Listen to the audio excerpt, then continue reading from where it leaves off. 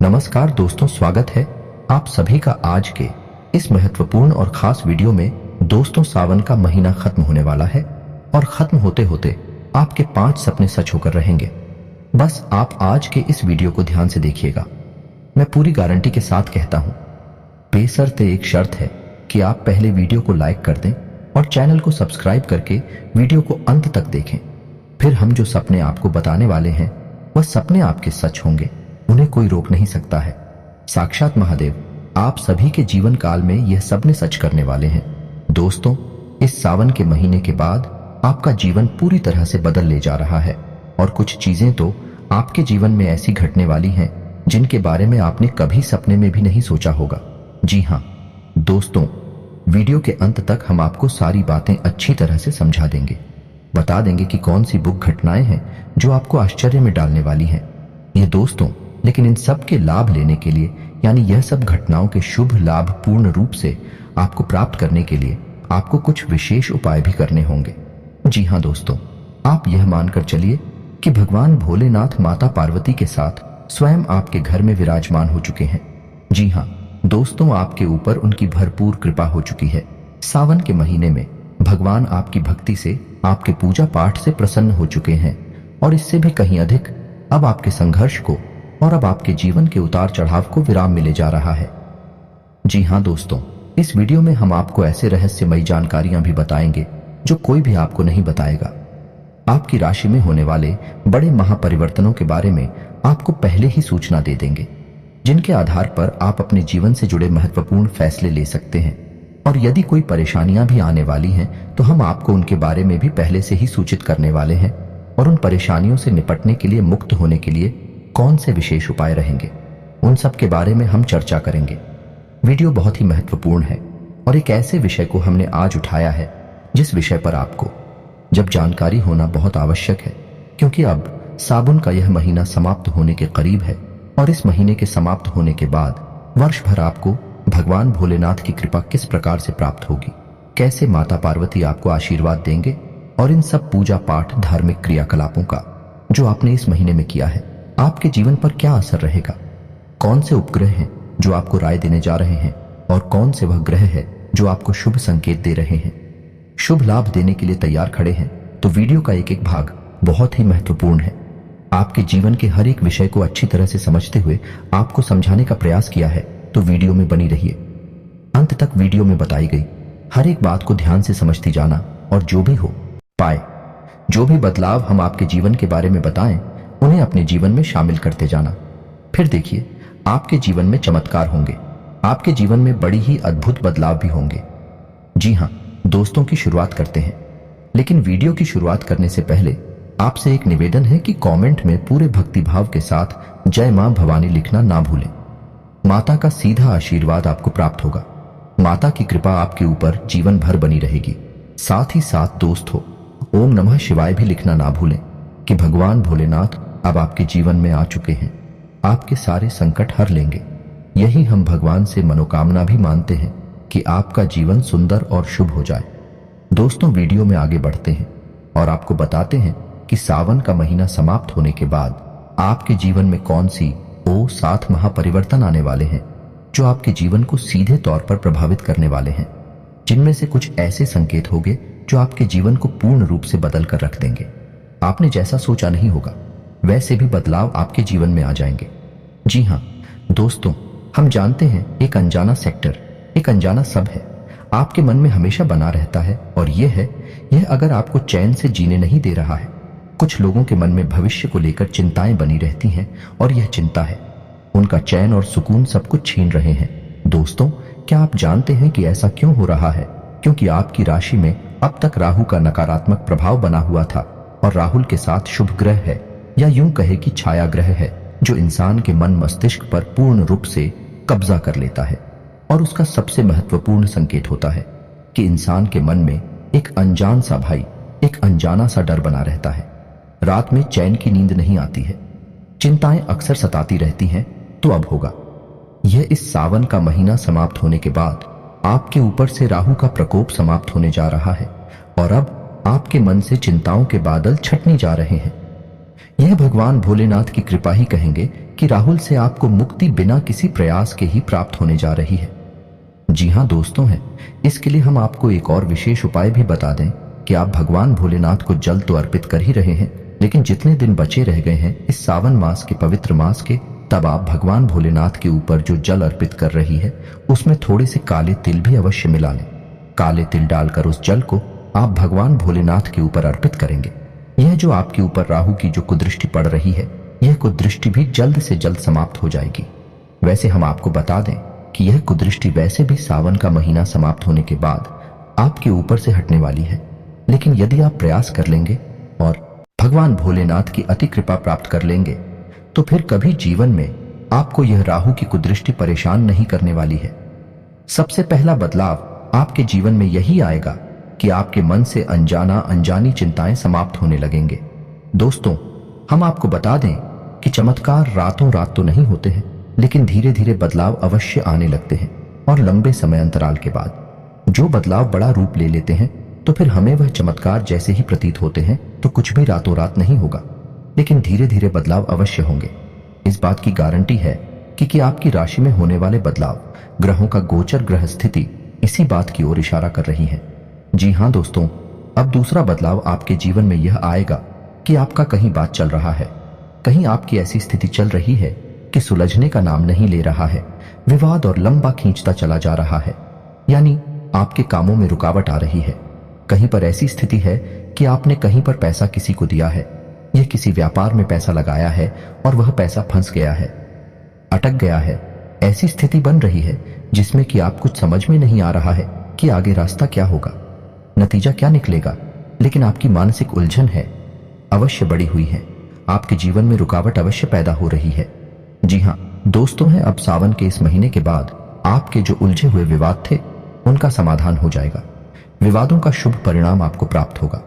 जैसे कोई जमीन विवाद है कि किसी अन्य प्रकार का विवाद है तो वह सुलझ जाएगा। यह दोस्त और उसके सूरजने के संकेत अभी से ही आपको मिलने भी लगे होंगे।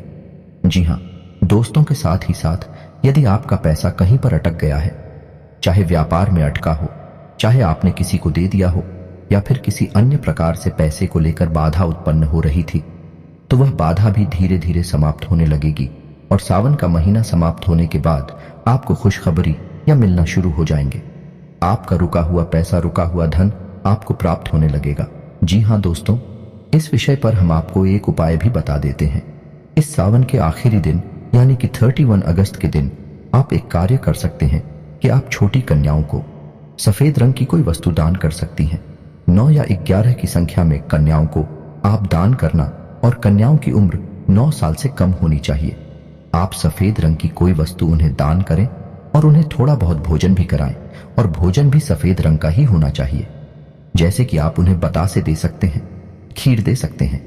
बस आप यह उपाय कर लेंगे, आखिरी दिन करना है दोस्तों, फिर आप देखेंगे कि आपके धन से जुड़े हुए सारे मामले एक झटके में सुलझ जाएंगे, क्योंकि भगवान भोलेनाथ अब आपके ऊपर कृपा कर चुके हैं और आपके जीवन पर शुक्र को लेकर जो परेशानियां चल रही थी, वह परेशानियां भी धीरे धीरे कटने लगेगी, समझने लगेंगे और कोई ना कोई समाधान आपको निश्चित तौर पर प्राप्त होने लगेगा। जी हाँ दोस्तों, इसे हम भगवान भोलेनाथ की कृपा और उनका आशीर्वाद ही कहेंगे, क्योंकि इस सारी विचित्र घटनाएं और अच्छी घटनाएं, शुभ घटनाएं आपके जीवन में सावन का महीना समाप्त होने के बाद ही घटित होगी।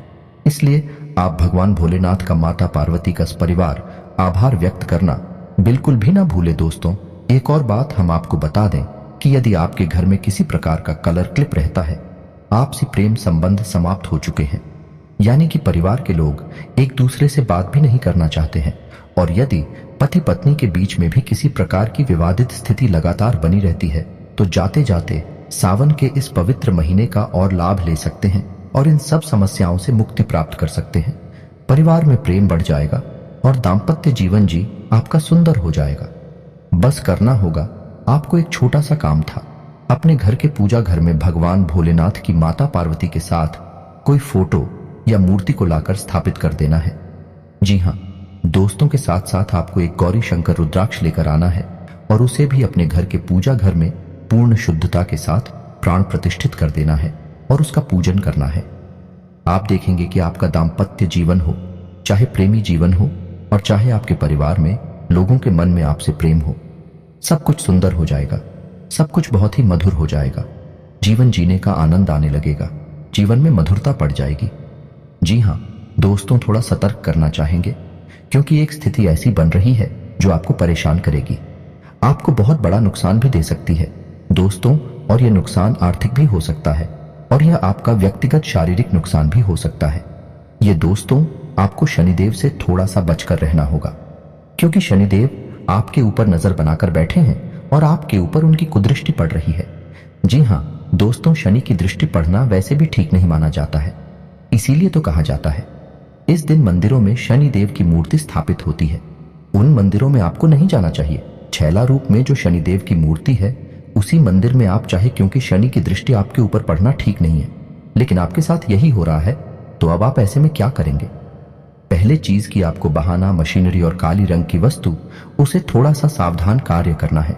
जैसे बहाना भी चला है तो सतर्कता के साथ चलाए, भारी मशीनरी का उपयोग करें तो सतर्कता के सावधानी के साथ हरे और काली रंग की वस्तु का लेन देन यदि आप कर रहे हैं, ना ही करें तो ज्यादा बेहतर है। और यदि करें भी तो थोड़ी सी मानसिक सतर्कता बहुत आवश्यक है। जी हाँ दोस्तों, किसी भी जरूरी कार्य को करने के लिए जब आप जा रहे हैं, इस बात का विशेष ख्याल रखें, काले रंग के वस्त्र पहनकर ना जाए। जी हाँ दोस्तों, काले रंग की स्याही से कहीं भी हस्ताक्षर ना करें। यह कोई भी जरूरी बात किसी को लिखकर ना तो दें और ना ही किसी से लिखी हुई बात लें।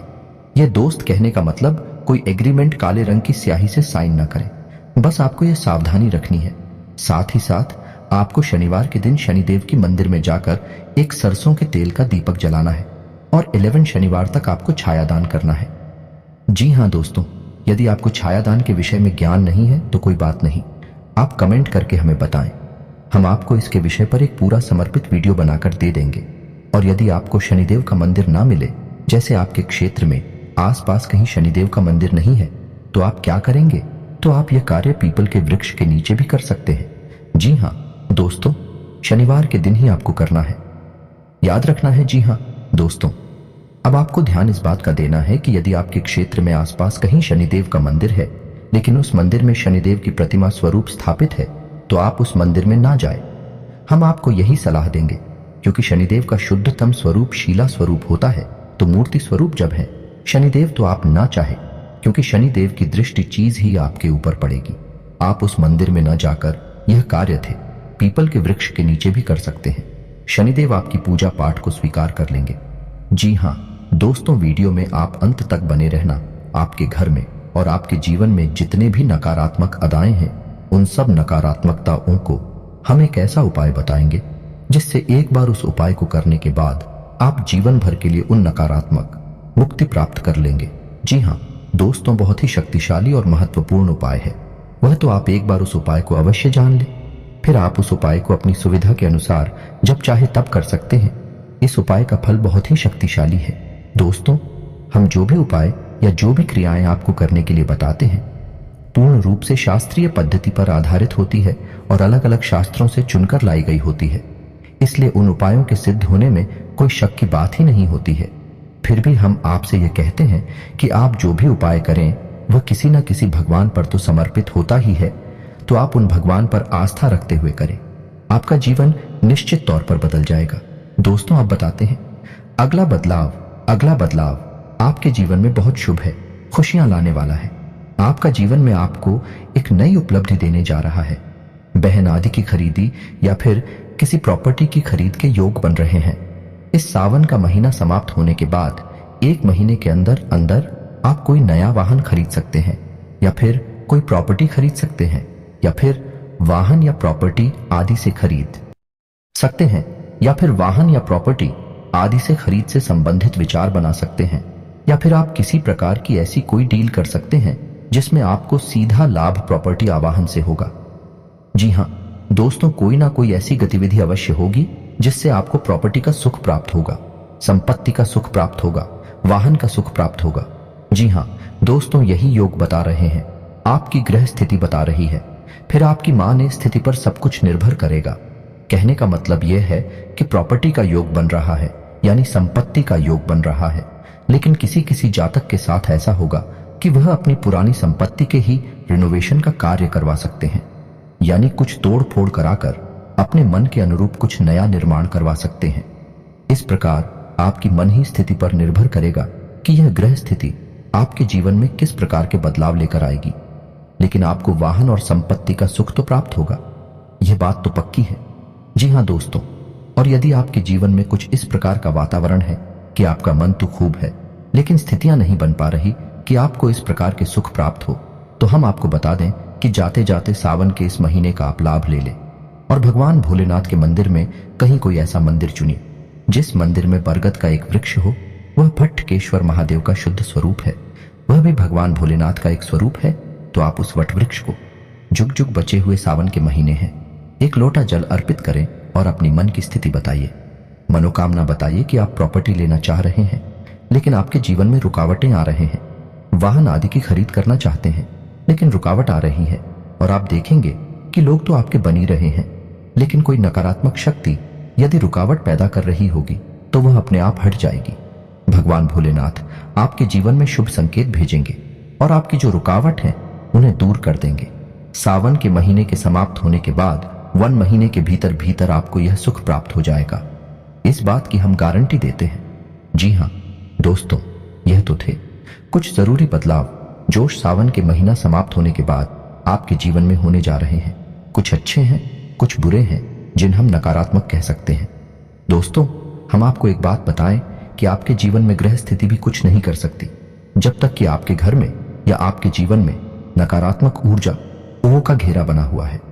दोस्तों, कोई भी आपकी मदद कर नहीं सकता है, इसलिए सबसे पहला काम आपको यह करना होगा कि आपके घर में या आपके जीवन में यदि कोई नकारात्मक ऊर्जा है, और नकारात्मक ऊर्जा कैसे पहचानेंगे?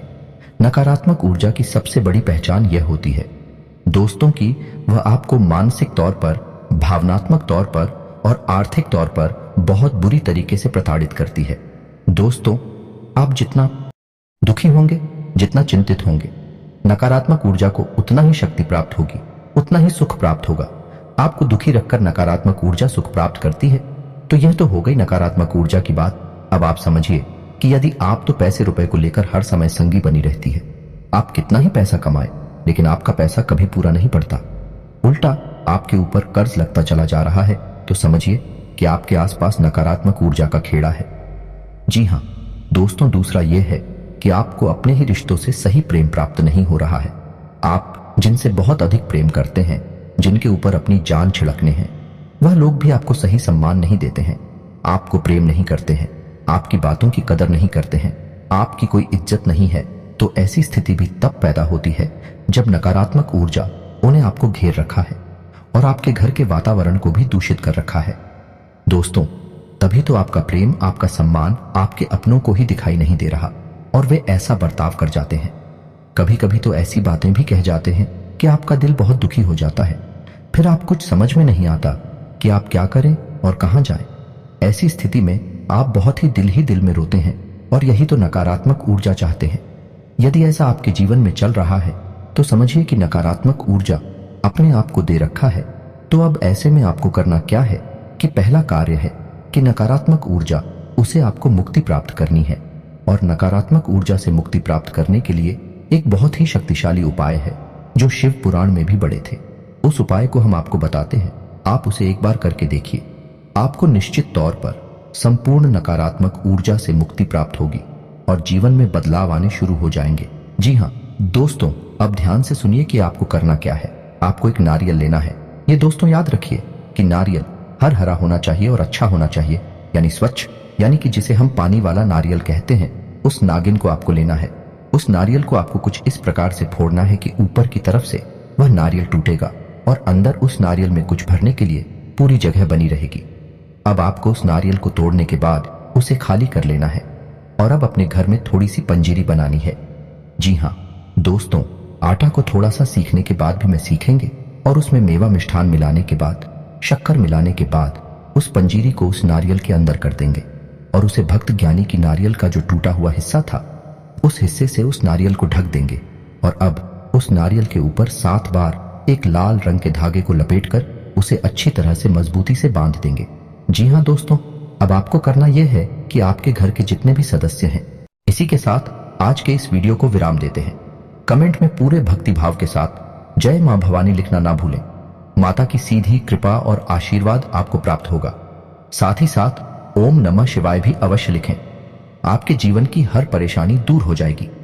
भगवान भोलेनाथ आपके ऊपर कृपा करेंगे। मिलते हैं अगले ज्ञानवर्धक वीडियो में। तब तक के लिए धन्यवाद। जय माता की।